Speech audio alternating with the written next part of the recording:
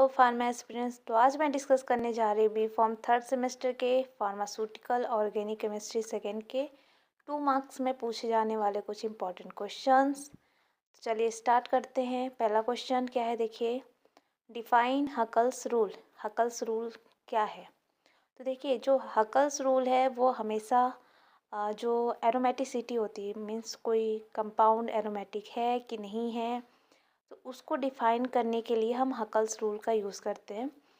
Huckel's rule के अपने कुछ क्राइटेरिया हैं जिससे ये पता चलेगा कि वो कंपाउंड एरोमेटिक है कि नहीं। पहला चीज़ कि जो हमारे पास में स्ट्रक्चर है वो देखिए साइक्लिक है कि नहीं है। अगर साइक्लिक है तो साइक्लिक के साथ साथ वो प्लेनर है या फिर नहीं।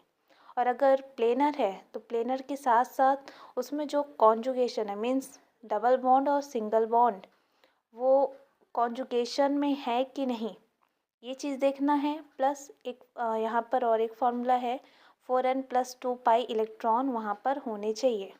ठीक, तो देखिए जैसे कि आपके पास में एक एग्जांपल है बेंजीन। बेंजीन में आपको देखने को मिल रहा है कि ये एक साइक्लिक स्ट्रक्चर है। ठीक, साइक्लिक के साथ साथ ये प्लेनर भी है, क्योंकि इसमें जो sp2 हाइब्रिडाइजेशन पाया जाता है। और दूसरी चीज़ ये है कि इसमें आपको जो डबल बॉन्ड है, 3 डबल बॉन्ड देखने को मिलेंगे आपको, और फुल्ली कॉन्जुगेशन में भी है, मीन्स यहाँ पर double bond single bond double bond single bond के फॉर्म में यहाँ पे अरेंज है। और अगर यहाँ पर 4n+2 पाई इलेक्ट्रॉन मीन्स ये फार्मूला लगाते हैं तो जिसके बाद यहाँ पर हमें क्या है कि एक होल नंबर मिलेगा आपको, 1 के आसपास आपको मिलेगा। तो ये डिफाइन करेगा कि हाँ, यहाँ पर जो आपका बेंजीन है ये आपका एरोमेटिक है। ठीक, तो मीन्स ये जितनी भी क्राइटेरिया है उसको फॉलो कर रहा है। तो यहाँ पर जो आपका बेंजीन है वो हकल्स रूल को फॉलो कर रहा है और यहाँ पर आपका बेंजीन एरोमेटिक है। ठीक, चलिए नेक्स्ट क्वेश्चन पे आ जाते हैं। Outline the structure and uses of saccharine. Saccharine का स्ट्रक्चर और उसके यूज़ के बारे में आपको बताना है। तो देखिए क्या है, अगर स्ट्रक्चर के बारे में बात की जाए तो देखिए सैक्रिन जो वर्ड है, एस फॉर याद रखेंगे, एस फॉर सल्फ़र, मीन्स इसकी स्ट्रक्चर में आपको सल्फ़र देखने को मिलेगा। ए फॉर अमीन, मीन्स इसकी स्ट्रक्चर में आपको अमीन भी देखने को मिलेगा। और जो लास्ट में लगा हुआ है रिन, रिन मतलब याद रखिएगा रिंग। कौन सी रिंग? Benzene ring. ठीक, तो यहाँ पर आपको एक बेंजीन रिंग और आप उसके साथ साथ यहाँ पे 5 मेंबर का भी रिंग है जहाँ पर आपको कीटोन ग्रुप लगा हुआ है और अमीन है और सल्फ़र, सल्फ़र के साथ में 2 और ऑक्सीजन अटैच है। ठीक, तो ये आपको थोड़ा सा याद करना रहेगा, याद कर लीजिएगा। स्ट्रक्चर 1-2 बार प्रैक्टिस करेंगे हो जाएगा। और यूजेस देखिए क्या है। पहली चीज़ तो जो सैकरीन है वो आर्टिफिशियल स्वीटनर की तरह यूज़ करते हैं। ये नॉन कैलोरिक स्वीटनर होता है और जो सुक्रोज़ होता है उससे 300 से 400 टाइम ज़्यादा मीठा होता है। और इसका यूज़ हम ज़्यादातर जो स्वीट प्रोडक्ट होते हैं उनको बनाने के लिए हम करते हैं। ठीक, चलिए नेक्स्ट क्वेश्चन पे आ जाते हैं। तीसरा क्वेश्चन क्या है, why aliphatic amine are more basic than aromatic amine. Aliphatic amine ज़्यादा बेसिक क्यों है एरोमेटिक अमीन से? मीन्स एलिफैटिक अमीन का मतलब यहाँ पर जो अमीन ग्रुप है वो आपके चैन फॉर्म में होगा और एरोमेटिक अमीन मीन्स यहाँ पर जो अमीन ग्रुप है वो किसी एक रिंग के अंदर होगा। ठीक, तो देखिए इसमें क्या है, aliphatic amine are stronger bases than aromatic amine. देखिए मैंने आपको पहले ही बताया था कि नाइट्रोजन के ऊपर जितना ज़्यादा इलेक्ट्रॉन अवेलेबल होगा वो उतना ज़्यादा डोनेट करेंगे और जितना ज़्यादा डोनेशन होगा उतना अच्छा हमारा बेस होगा। तो जो एलिफैटिक अमीन होता है मीन्स जो चेन के फॉर्म में अमीन अटैच होते हैं वहाँ पर इलेक्ट्रॉन रेजोनेंस में नहीं जाते। तो रेजोनेंस में नहीं जाते तो जिसकी वजह से वहाँ पर इलेक्ट्रॉन नाइट्रोजन के ऊपर अवेलेबल होते हैं और वो इलेक्ट्रॉन मीन्स नाइट्रोजन के थ्रू आसानी से डोनेट किए जा सकते हैं, जिसकी वजह से एलिफैटिक अमीन एक अच्छा बेस होता है।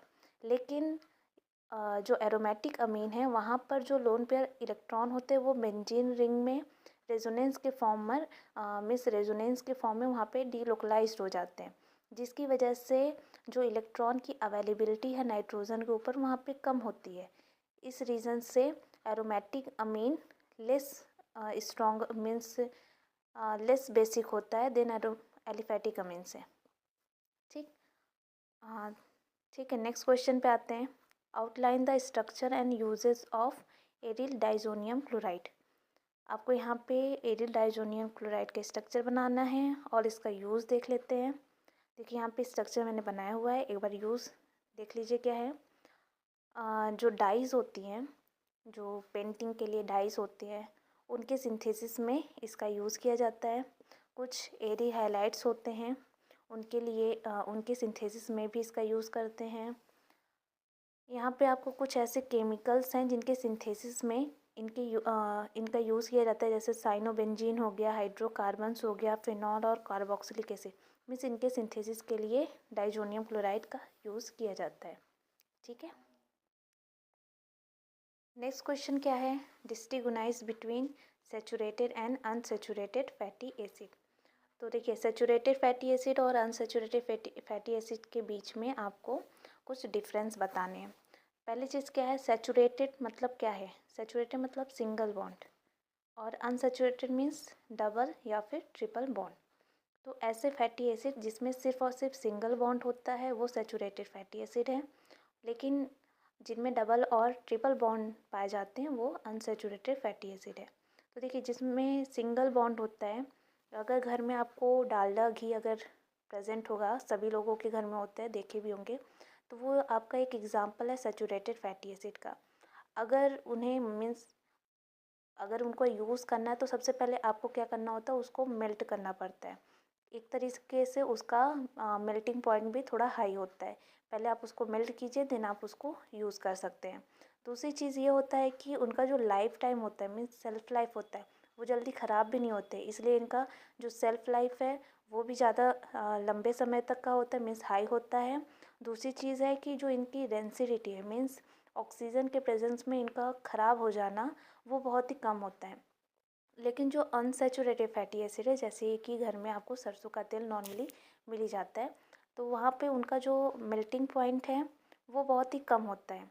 प्लस ये आपके रूम टेम्परेचर पर लिक्विड भी होते हैं और इनका जो सेल्फ लाइफ होता है वो बहुत ही कम होता है और ये बहुत ही जल्दी ख़राब भी हो जाते हैं। तो ये कुछ डिफरेंस है, आप एक बार इसको देख लीजिएगा। नेक्स्ट क्वेश्चन पे आ जाते हैं। Discuss the term drawing oil.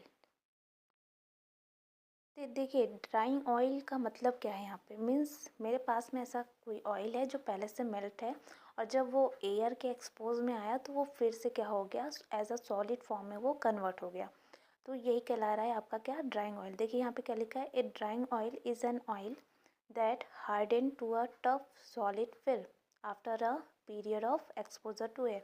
Means air के कांटेक्ट में आते ही वो एक सॉलिड फिल्म के रूप में ये कन्वर्ट हो जाता है। ठीक, और इसका ज़्यादातर हम यूज़ किस में करते हैं, जो ऑयल पेंट्स होते हैं, वर्निशेस होते हैं, उनको बनाने के लिए इनका हम यूज़ करते हैं। ठीक, यहाँ पे एग्जांपल है, एक बार आप देख लीजिएगा। नेक्स्ट क्वेश्चन क्या है, explain why cyclopentane is more stable then cyclopropane and cyclobutane. तो मैंने आपको पहले भी बताया था कि जो हमारा नॉर्मल टेट्राहेड्रल वैल्यू होता है, मीन्स टेट्राहेड्रल वैल्यू एंगल है, वो 109 डिग्री 5 मिनट होता है ना, या फिर 109 डिग्री 28 मिनट भी कह सकते हैं। इतना हमारा नॉर्मल टेट्राहेड्रल एंगल होता है। लेकिन अब क्या है, देखो कि जब ये वैल्यू कम या ज़्यादा होती है तो क्या होता है कि आपको वहाँ पर कुछ स्ट्रेन मीन्स तनाव देखने को मिलेगा। तो ये जो स्ट्रेन लग रहा है उसको हम कहते हैं एंगल स्ट्रेन। मीन्स वहाँ पर जो एंगल में जो स्ट्रेन आया, रीज़न क्या था, क्योंकि हमने क्या किया है कि जो नॉर्मल टेट्राहेड्रल एंगल था उससे या तो उसको कॉम्प्रेस कर दिया है, उस एंगल से उसको कॉम्प्रेस करके 60 डिग्री या 90 डिग्री या 108 डिग्री यहाँ तक हमने उसको बनाया, या फिर उसको हमने क्या कर दिया, एक्सपेंड फॉर्म कर दिया, जैसे 120 डिग्री। तो अगर ये एंगल में जो डिफरेंस आ रहा है, डिफरेंस क्या है, 109 डिग्री 28 मिनट से कम या ज़्यादा अगर यहाँ पे आपको एंगल में वैल्यू एंगल देखने को मिल रही है, तो इससे क्या होगा कि आपको एक स्ट्रेन देखने को मिलेगा। ये स्ट्रेन क्या करेगा कि जो आपकी नॉर्मल टेट्राहेड्रल एंगल है उसको अचीव करना चाहेगा। अगर वो अचीव नहीं कर पाएगा तो वहाँ पर कुछ ना कुछ वहाँ पे स्ट्रेन या तनाव आपको देखने को मिलेगा। तो जो साइक्लोपेंटेन है उसमें क्या था कि जो एंगल स्ट्रेन यहाँ पे आपको देखने को मिला था वो था 1.5 डिग्री। क्यों? क्योंकि साइक्लोपेंटेन में जो बॉन्ड एंगल है वो है कितना 108 डिग्री। मीन्स लगभग आपको 109 डिग्री 28 मिनट के आसपास की वैल्यू देखने को मिल रही है। इस रीज़न से इसमें जो एंगल स्ट्रेन लग रहा है वो 1.5 डिग्री का लग रहा है। लेकिन अगर आप साइक्लोब्यूटेन और साइक्लोप्रोपेन में देखें तो यहाँ पर जो डिफरेंस आपको देखने को मिल रहा है वो 9 डिग्री 44 मिनट, या फिर साइक्लोप्रोपेन में 24.75 मीन्स 24 डिग्री 75 मिनट, ऐसा कुछ एंगल स्ट्रेन आपको देखने को मिलेगा। तो ये जो एंगल स्ट्रेन, जो ये वर्ड है एंगल स्ट्रेन, यही जो वर्ड है यही सबसे मेन डिपेंड कर रहा है साइक्लोप्रोपेन की स्टेबिलिटी में और साइक्लोब्यूटेन की स्टेबिलिटी में। इसलिए जो साइक्लोपेंटेन है यहाँ पर एंगल स्ट्रेन कम है, लेकिन साइक्लोब्यूटेन और साइक्लोप्रोपेन में एंगल स्ट्रेन ज़्यादा होने की वजह से ये लेस स्टेबल होते हैं एज़ कम्पेयर टू साइक्लोपेंटेन। ठीक, देखिए यहाँ पे क्या लिखा है, cyclopentane is more stable then cyclopropane and cyclobutane because it's carbon carbon carbon bond angle are very close to the ideal tetrahedral angle which minimizing angle strain। ठीक, तो एक बार देख लीजिएगा, पढ़ लीजिएगा, कोई डाउट हो तो पूछ लीजिएगा। Thank you so much.